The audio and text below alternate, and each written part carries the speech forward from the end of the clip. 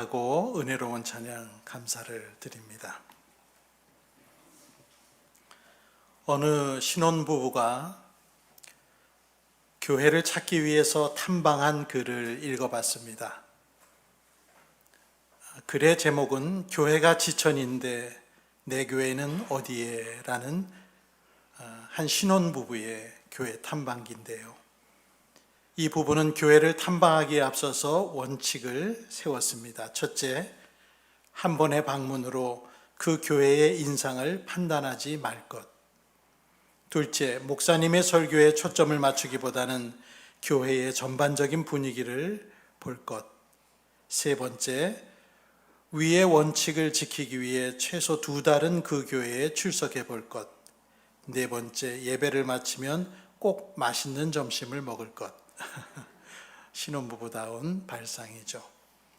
이렇게 원칙까지 세우면서 비장하게 교회 탐방을 찾기를 시작했지만 방문한 첫 번째 교회는 이 모든 원칙들을 무색하게 만들었답니다. 첫 번째로 방문한 교회는 집에서 도보로 약 5분에서 7분 정도 거리에 있는 전에 다니던 교회와 동일한 교단에 가까운 교회였는데 영접위원들의 배려 깊은 영접에 감사한 마음으로 예배당에 앉아서 마음을 가다듬고 하나님께 기도했답니다. 이 교회에 처음 방문했습니다. 하나님의 은혜를 느낄 수 있는 예배가 되게 해 주세요. 이렇게 부부는 기도했습니다. 예배의 시작까지도 이 신혼부부 남편과 아내는 감사로 충만했습니다. 성가대 찬양 또한 천사의 목소리처럼 아름답게 들렸습니다. 이윽고 목사님이 강단에 올랐고 그 순간까지도 이 교회를 다니기로 벌써부터 마음에 확신이 서고 있었습니다. 목사님께서 운을 떼서 말하기를 요즘 권사들은 하는 거 없이 직분만 바란다 라는 말로 설교를 시작했습니다. 생수가 넘치는 삶이라는 설교 주제와 도무지 맞지 않는 이야기들은 그렇다고 치더라도 연신 교인들을 비하하며 이어지는 이야기들에 이 부부는 불쾌했습니다. 자신이 하고 싶은 이야기들을 이것저것 늘어놓다가 끝날 시간에 맞춰 겨우 주제로 돌아와 허겁지겁 마무리한다는 느낌을 받았습니다. 그리고 농담으로 말했겠지라고 믿고 싶은 그런 이야기들을 들을 때 다소 멍한 느낌이 들었습니다. 이런 식의 이야기를 설교라고 칭하거나 하나님의 뜻을 전파하는 시간이라고 생각할 수 없었습니다. 그래서 부부는 예배가 끝나자마자 서둘러 자리를 뜨고 행여나 다가오는 사람이 있을까 봐 불이 나게 일어나서 목사님과 악수를 피할 수 있는 뒷문으로 슬그머니 빠져나갔습니다. 기껏 만들어 놓은 원칙을 하나도 지키고 싶지 않았습니다. 이 교회에 2번 다시 출석하고 싶지 않아서 아무리 목사님의 설교에 초점을 맞추지 않는다 하더라도 이번 설교는 교회의 모든 장점을 무색하게 만들었다 느꼈습니다. 이런 마음이 부부간에 통했는지 이 교회만은 우리가 세운 모든 원칙에서 제외하자 이렇게 마음을 먹으니까 그렇게 마음이 편해지더래요. 이때 남편이 입을 열어서 말했답니다. 우리 아이 이제 안 나가면 그만인데 저 교회에 출석하는 교인들은 어떤 마음으로 다니는 걸까? 부부는 스스로에게 물었답니다. 내가 교회를 탐방하려는 목적은 무엇인가? 맞지 않는 교회는 버리고 편안한 교회만을 찾기 위한 것일까? 상처 있는 교회는 내가 안 가기만 하면 그만인 걸까? 우연히 운 나쁘게 걸린 것뿐이라고 넘어가면 되는 걸까? 너무나 극단적인 사례지만 이 교회의 방문은 앞으로 진행될 우리 부부의 교회 탐방이 그저 평탄하지는 않을 것이라고 예고하는 것만 같았다라고 글을 마쳤습니다. 이 신혼부부의 교회 찾기 이야기는 결코 가볍지 않게 묵직하게 우리 모두에게 교훈으로 다가와 각성을 시킵니다. 교회의 설립을 기념하는 날 기도는 왠지 더 간절합니다. 세월이 빠르다고 느꼈기 때문인지, 그래서 세월이 더덥고 이제 주님 앞에 갈 시간이 얼마 남지 않았다고 느껴서일까요? 그보다는 예수님이 말씀하셨던 경고 때문이 아닐까 생각해 봅니다. 착하고 충성된 종과 대비되는 악하고 게으른 종을 말씀하시며 예수께서 그런 종을 바깥 어두운 데로 쫓겨나서 거기서 슬피 울며 이를 갈 일이 있을 거라고 하신 마태복음 25장의 무시무시한 경고가 생각나기 때문이라 생각합니다. 대한민국 땅덩어리의 교회의 숫자는 7, 8년 전의 통계만 봐도 8만 개가 넘습니다. 전국의 편의점 숫자는 5만 5천 개라는 것을 생각하면 비교가 쉽습니다. 인구 920명당 편의점 한 개꼴로 도처에 편의점이 있는데, 그렇다면 그보다도 훨씬 더 많은 교회가 있다는 것은 도대체 교회가 얼마나 많은 것인가 놀라게 됩니다. 편의점은 없어서는 안 될 생활에 필요한 장소가 된 지 오래지만 교회는 일반 국민에게 그런 가치로 여겨지지 못하고 있습니다. 어린 시절부터 교회에 없는 인생은 생각할 수조차 없었던 사람에게는 교회가 여전히 삶에서 가장 중요한 요소겠지만 교회 밖의 시선은 상전벽해로 달라졌습니다. 필요한 존재는 고사하고 사회를 어지럽히고 사람들을 도탄에 빠지게 하는 사이비 이단과 동급 취급을 받기가 일쑤입니다. 교회 밖의 일반인들에게 있어서 개신교 교회들과 통일교 신천지는 변별점이 거의 없게 보입니다. 망가진 이러한 교회 환경과 비우호적인 시대 상황 속에서 교회가 해야 할 선택은 분명합니다. 지금껏 걸어온 길을 그대로 걸어가서는 안 됩니다. 그간의 잘못들을 수정하고 교회를 진정한 교회로 만드는 것이 무엇인지를 발견하여 더 겸손히 그 길을 추구하는 길뿐입니다. 그것이 종교의 본분입니다. 성경 요한계시록 2, 3장을 보면 주님께서는 아시아의 7교회들에게 너희에게 나무랄 것이 있다라고 하시면서 각 교회의 허물과 죄를 지적해 주셨습니다. 어떤 교회는 처음 사랑을 버렸고, 어떤 교회는 거짓된 가르침을 따라갔고, 어떤 교회는 우상의 재물을 집어먹고, 어떤 교회는 이름만 살아있는 교회지 실상은 죽은 교회도 있었고, 이것도 저것도 아닌 뜨뜻미지근한 행위를 버려야 할 교회도 있었습니다. 주님은 편지를 통해서 교회 모두에게 다시 새롭게 길을 나서라 라고 촉구하셨습니다. 저는 45년간 10개의 교회를 다녔습니다. 목회자 이전에 1개의 교회, 목회자로서 9개 교회. 이 교회 가운데는 코딱지만한 개척교회도 있었고, 중형교회, 대형교회도 있었고, 군인교회도 있었고, 이민교회도 있었습니다. 평안한 교회도 있었고, 사택에 똥을 뿌리는 분쟁하는 교회도 있었습니다. 담임하셨던 목사님들 중에는 교단 정치에 푹 빠진 분도 계셨고, 강박증적으로 신비적인 것을 찾는 분도 있었고, 끊임없이 관계를 만들어 인간관계로 목회적인 힘을 구축하려는 분도 있었습니다. 성도들에게 성경 공부를 어렵게 가르치라고 저를 붙들어 놓고 왜 쉽게 가르치냐고 나무란 목사님도 있었습니다. 사직서를 내러 들어간 담임 목사실에서 저에게 목회의 성공은 줄을 잘 서야 성공한다라고 일장연설을 늘어놓은 목사님도 있었습니다. 젊은 시절 저의 소원은 마음의 괴로움을 느끼지 않고 동역할 수 있는 평균적이고 상식적인 담임 목사님을 만나는 게 소원이었습니다. 그 후 부교역자로서 점차 나이가 차가고 담임 목사의 자리를 찾아가야 할 무렵에는 이상한 교회를 만나지 않기를 바라는 마음이 하늘을 찔렀습니다. 담임 목사를 청빙하는 교회 광고를 보고 이력서를 넣을 때는 여기저기 전화도 넣어보고 그 교회의 내부 사정을 조금이라도 흘려들을까 봐 수소문했습니다. 그간 얼마나 목사를 자주 내쫓은 교회였는지, 어떤 괴팍하고 독재적인 장로가 있는지, 무슨 이유로 전임자가 사임하고 나갔는지를 알 수 있다면 알고 싶었습니다.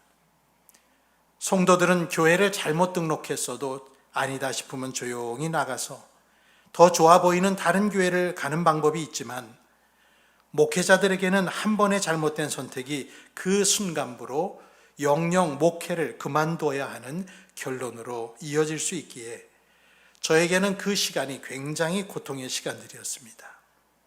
교단 신문에 교육자 청빙 광고를 보고 한밤중에 아내와 그 교회 앞을 찾아가 서성이며 과연 어떤 교회일지, 이 교회에 이력서를 내야 할지 말아야 할지를 기도해보기도 했습니다.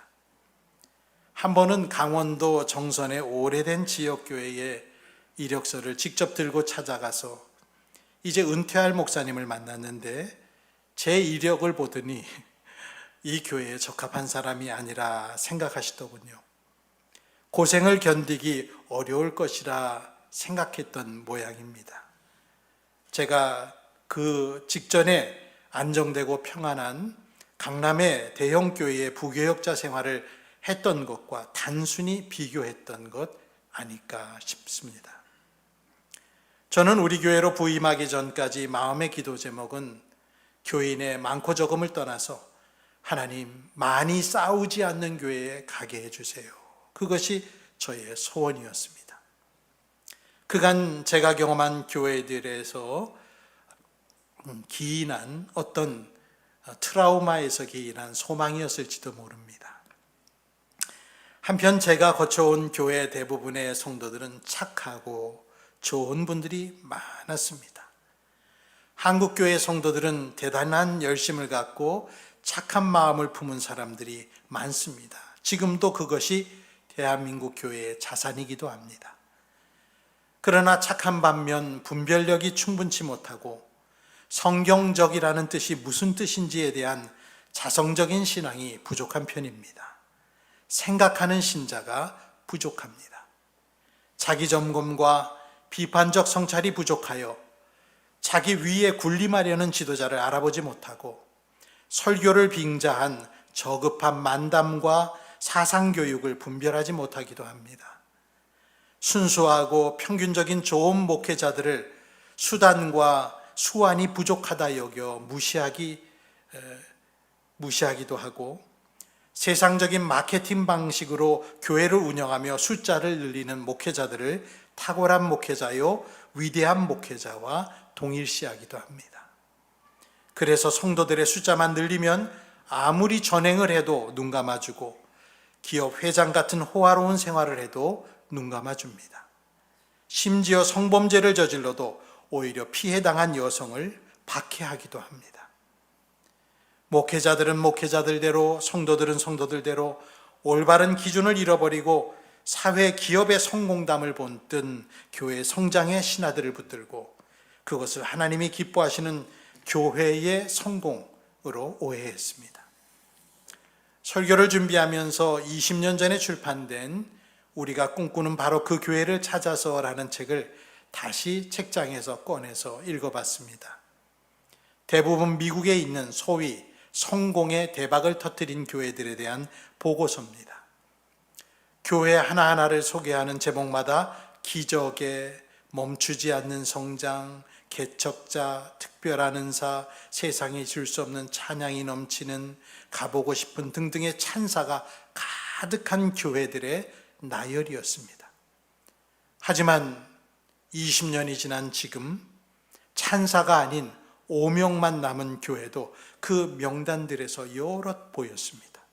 대표적으로 미국 교회 성공신화의 상징이었던 로버트 슐러 목사의 수정교회 크리스탈 처치, 미국 남가주의 명소였으며 필수 관광 코스 중 하나였지만 아시는 대로 아들에게 세습한 이후 아들과 분쟁을 겪고 파산한 후에 저렇게 자랑스러운 1만 장의 유리로 만든 명품 교회당이 팔려서 천주교 주교자 성당이 되었습니다.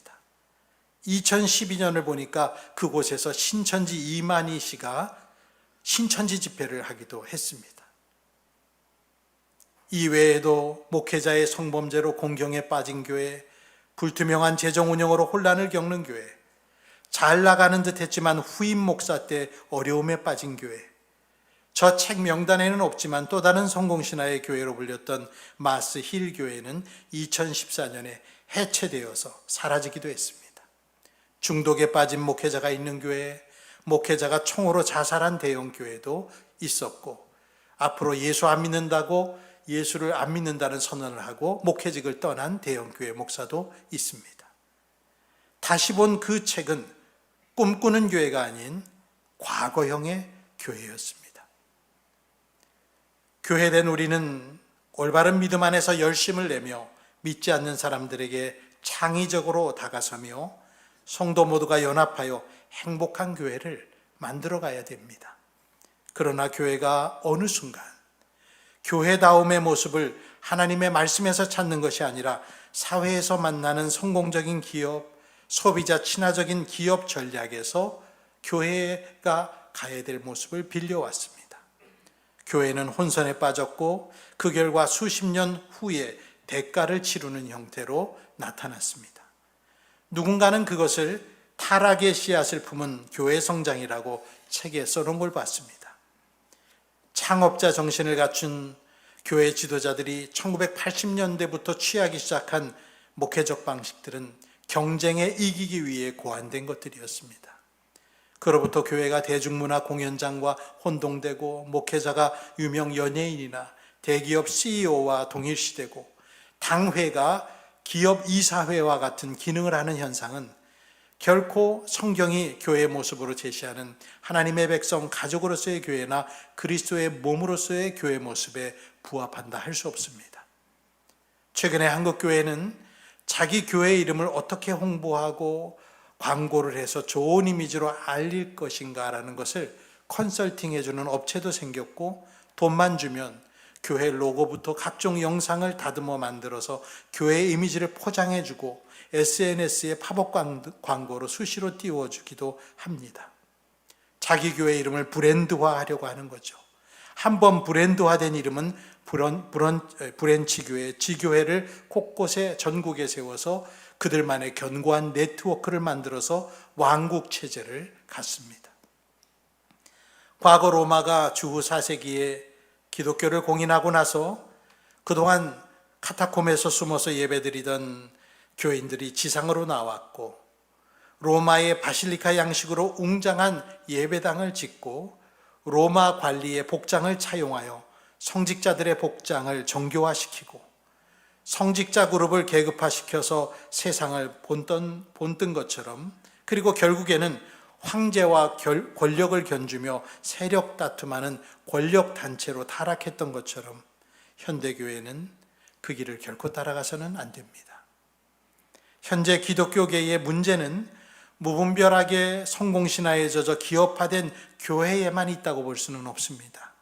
그러한 교회들이 남긴 상처에 고통당하고 교회를 떠난 사람들이 소위 건강한 교회, 개혁적인 교회를 이룬다고 하면서 만들어가는 또 다른 왜곡된 모습들도 소리 소문 없이 교회의 공동체성을 억압하고 있습니다. 기존의 권위적이고 억압적인 교회 문화에서 상처받거나 뛰쳐나온 사람들이 진정한 교회를 이루겠다고 모여서 민주적 교회, 바른 교회, 누군가의 목소리가 커지지 않도록 제도적으로 제한하고 특별히 담임 목사의 권한을 대폭 줄여서 몇 년마다 신임 투표하여 있을지 나갈지를 교인들이 결정하게 하고, 목사는 설교와 신방 외에는 어떠한 운영에도 관여하지 못하도록 촘촘한 정관을 만들어서 최대한 투명하고 건강한 교회를 만들겠다는 것이 이런 분들의 생각입니다. 그동안 얼마나 교회의 부당한 권위에 의해 고통받았으면 이러한 반작용이 나왔을까를 생각해 봅니다. 분명 한 사람보다 여러 사람이 함께 책임을 지며 서로 소통하는 제도는 좋은 것입니다.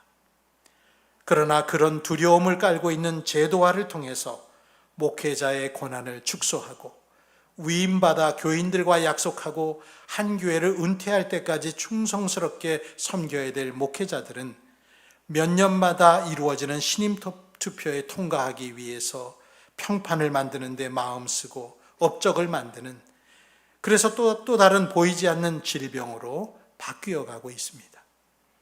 건강한 교회를 내 손으로 만들자고 모인 사람들이 가진 상처와 트라우마는 다시 은혜롭고 평화로운 신앙생활을 하는 장애로 작용하기도 합니다.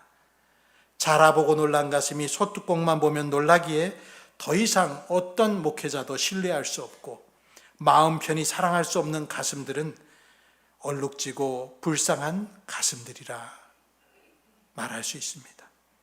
그러면서 제대로 된 치유의 기회를 갖지 못하고 자기 의에 빠지는 것도 우리가 피해야 할 건강하지 못한 또 다른 형태의 교회 개혁 모습입니다.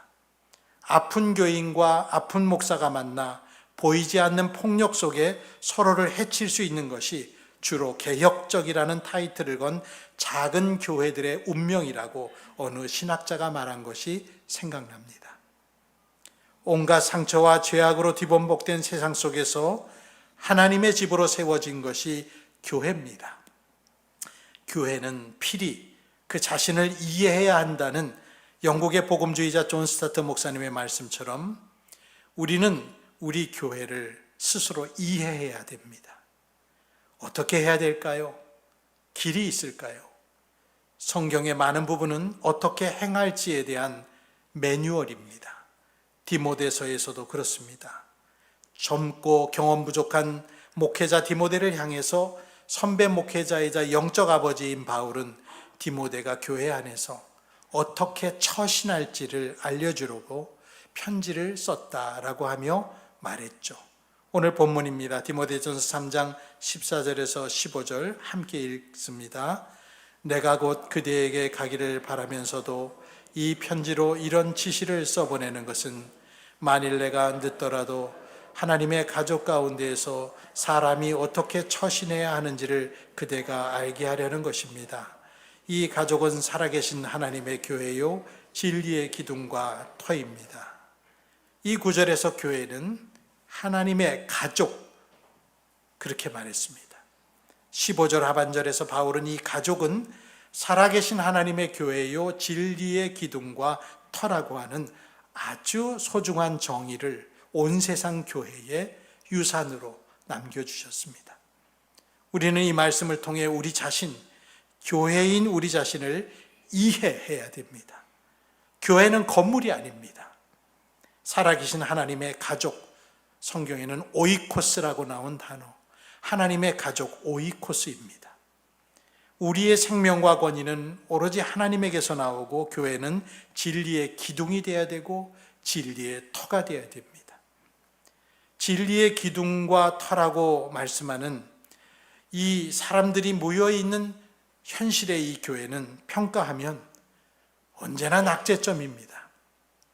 죄인들이 모여있고 세상의 풍파에 시달린 사람들이 모여있고 세상적으로도 크게 잘 나가는 사람들이 모이지 않은 교회들이 대다수입니다. 그래서 자신이 정말 잘났다는 사람이 교회에 오면은 교회를 한번 쓱 돌아보고 교회를 안 나옵니다. 혹은 정말 잘 나가는 사람들만 모이는 전부 뒤에 사자가 붙은 그런 특화된 교회로 자기의 자리를 옮겨갑니다. 지금도 그러한데 과거는 오죽했겠습니까?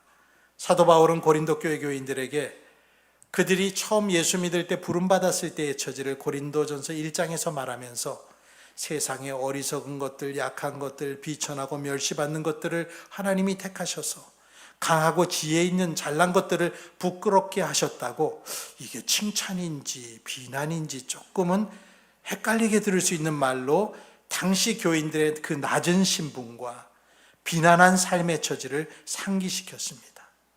바울이 그렇게 말씀한 이유는 고린도전서 1장 29절에 아무도 하나님 앞에서 자랑하지 못하게 하시려고 그렇게 하셨다. 세상에 가장 어리석고 약하고 비천하고 멸시받는 것들을 택하셔서 교회를 이루게 하셨다 말하신 것이죠. 이러한 내적인 약함과 탁월한 인재들만 뽑아서 이루어지지 않는 교회의 태생적인 제한에도 불구하고 교회는 2000년 동안 이 정글 같은 세상에서 진리의 기둥으로 사용되고 진리의 터로 사용되며 이 땅에서 주님의 수족으로서 몸으로서 감당하고 일했습니다. 이렇게 부족한데도 말이죠. 완전한 교회를 제가 찾아보려고 초대교회가 완벽한가 싶어서 찾아보면 우리와 똑같이 부족한 사람들입니다. 중세교회가 완벽한가 싶어 찾아보면 우리보다 더 부패한 면이 많습니다. 그러면 르네상스를 겪은 근대교회는 깨우쳐서 훨씬 좀 나아졌나 돌아보면 50보 100보입니다. 저는 100년 전 1927년 1월 5일자 기독신보를 우리 교단 신문을 봤습니다. 거기 그렇게 적혀 있습니다. 교회가 막다른 골목에 다다르고 점점 줄어가는 형편이다. 그 원인은 첫째, 사상 문제. 교회는 사상계 지배 능력이 없다. 오히려 세상 사상에 의해 요동한다. 둘째, 경제 문제 곧 생활 문제다. 사회가 경제가 피폐하여 교회는 재정 핍절로 현상 유지를 못한다. 해결책과 희망은 무엇인가? 첫째, 민중화이다. 곧 반계급주의와 반자본주의다. 현재 교회는 무산계급, 농민, 빈민, 노동자와 멀어져 있다. 둘째, 자각적인 전도인과 자각적 신자들이 많이 늘어나야 한다. 직업적 전도인과 피동적 신자가 다수를 차지하고 있다. 직업적 목회자는 화려한 옷을 입은 자를 위해 그들을 즐겁게 하는 오락적 설교를 한다. 혹은 특수계급을 변호하는 연설을 한다. 피동적 신자는 이기적이고 임기응변적이고 기회주의적이다. 교인은 순교정신을 배양하고 자각하여 자유라는 신자가 되어야 한다. 98년 전 한국교회를 평가하는 당시의 사설입니다.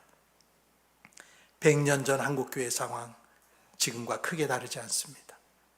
그럼에도 하나님은 회개한 죄인들을 사용하셔서 죽어가는 영혼들을 주님의 나라로 인도해 주셨고, 부패한 나라들을 정결케 하는 도구로 작은 민초와 같은 성도들을 쓰셨습니다. 그 비결은 우리만 홀로 남아 고토한 것이 아니라 세상 끝날까지 우리와 함께 하시리라 약속하신 예수님이 정말로 교회와 동행해 주셨기 때문입니다.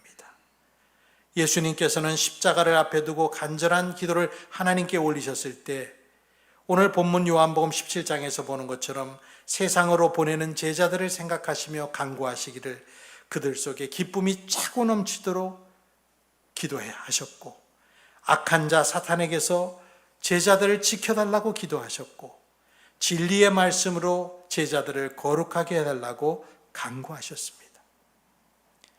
지금 우리 소망인 교회를 보시면서도 같은 기도를 성부 하나님께 올리고 계시다고 저는 믿습니다. 여러분도 그 사실을 믿으시기를 축원합니다. 우리 교회가 기쁨이 차고 넘치며 사탄의 시험을 이기고 항상 진리의 말씀으로 정결해지는 주님의 참된 교회가 되도록 지금도 주님께서는 성부 하나님 우편에서 우리를 위해 기도해 주심을 믿습니다. 성경은 증거하시기를 로마서 8장 33, 34절에 하나님께서 택하신 사람들을 누가 감히 고발하겠습니까? 의롭다 하시는 분이 하나님이신데 누가 감히 그들을 정죄하겠습니까? 그리스도 예수는 죽으셨지만 오히려 살아나셔서 하나님의 오른쪽에 계시며 우리를 위하여 대신 간구하여 주십니다 라고 하셨습니다. 정말 불가능해 보이는 교회와 기독교인으로 살아가는 일, 이 어려운 일들을 가능하게 하는 힘은 함께 하시는 예수님과 우리를 능하게 하시는 성령님의 은총 덕분입니다. 말씀을 맺겠습니다. 한 달여 전에 방문한 충대 입구 근처의 상가 2층의 작은 교회, 우리 교회 식당 칸보다도 작은 공간, 그것도 정확히 네모진 공간도 아니고 삐뚤어진 공간 안에서 차라리 안 켜는 게 나을 법한 들리지도 않는 싸구려 앰프와 스피커에 서로 어울리지도 않는 집기들이 가득한 그 교회의 의자에 앉았을 때 저의 심경은 복잡했습니다. 왜 그렇게 그 교회가 제 마음에 계속 남는지 모르겠습니다. 아주 오래전 개척교회에서 교역자 생활할 때가 떠올라서일까요? 아니면 암에 걸려 고생하는 그 교회의 젊은 사모님이 마음에 안쓰러워서일까요? 사모의 사자는 죽을 사자라고 보통 말하지요. 가난이 뻔히 보이는 그 교회에서 동료 목사들이 방문했다고 정성껏 준비한 간식과 점심 식사가 마음에 부담이 돼서일까요? 무엇보다 몇 사람이 없는 예배당에서 늘 간절히 기도할 쓸쓸한 목회자와 작은 교회 신자라는 보이지 않는 표딱지를 붙이고 크고 화려하고 거대한 교회를 부러움의 눈으로 볼지도 모를 몇 사람이 안 될 그 교회 신자들의 위축됨을 추측해서일까요? 계속 그 교회가 생각났습니다. 저는 하나님의 교회는 건물에 있지 않다고 봅니다. 우리 교회가 설립된 지 28년 된 것을 기리는 날에 저의 간절한 바람은 모두 함께 끝까지 주님을 잘 사랑하기를 바라는 것이요, 작은 힘을 갖고도 주님을 높이는 그런 교인이 되기를 바라는 마음이요, 거짓과 위선과 비난과 중상과 다툼이 없는 진실한 자들로서 교회를 이뤄가는 것이 저의 소망입니다. 교회 주보 뒷면에 늘 자리한 10개의 바람, 이런 교회가 되게 하소서라는 기도 제목이 구호로만 남지 않고 실제로 우리의 삶에 이루어지기를 늘 바라고 있습니다. 우리 교인 중에 누군가는 28년간 봉사했습니다. 누군가는 20년간, 누군가는 10년, 5년, 1년간 함께했습니다. 앞으로 해나갈 시간들을 기대하며 우리 모두 좋은 교회를 이루어 나갑시다. 저 또한 그리 긴 기간이라고 할 수 없는 남아있는 저의 목회 시간을 작은 은사들을 통해서라도 여러분과 진실되게 함께 하도록 늘 기도하고 노력하겠습니다. 우리와 함께 하시며 은혜를 주시는 하나님께 영광을 돌려드립니다. 기도하겠습니다. 교회의 머리 되신 예수님, 어김없이 돌아온 설립기념주의를 맞이하여 우리의 온 매무새를 다시 여매며 결심했습니다. 부디 우리 곁을 늘 지켜주시고 도와주셔서 우리가 힘에 부칠 때 큰 도움 주시고 갈 바를 알지 못해 헤매일 때는 길을 보여주옵소서.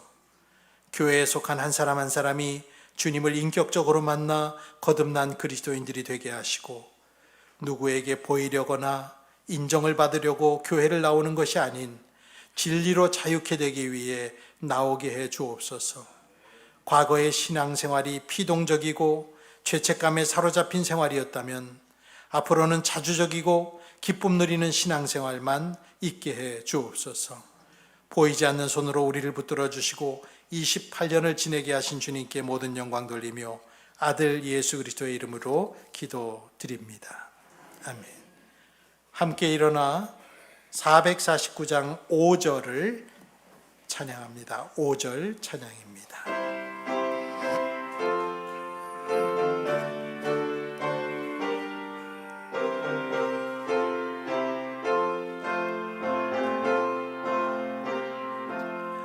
주를 힘입어서 말씀 잘 배우고 주를 모시고 살아가세. 주를 의지하며 항상 순종하면 주가 사랑해 주시리라. 의지하고 순종하는 길은 예수 안에 즐겁고 복된 길이로다.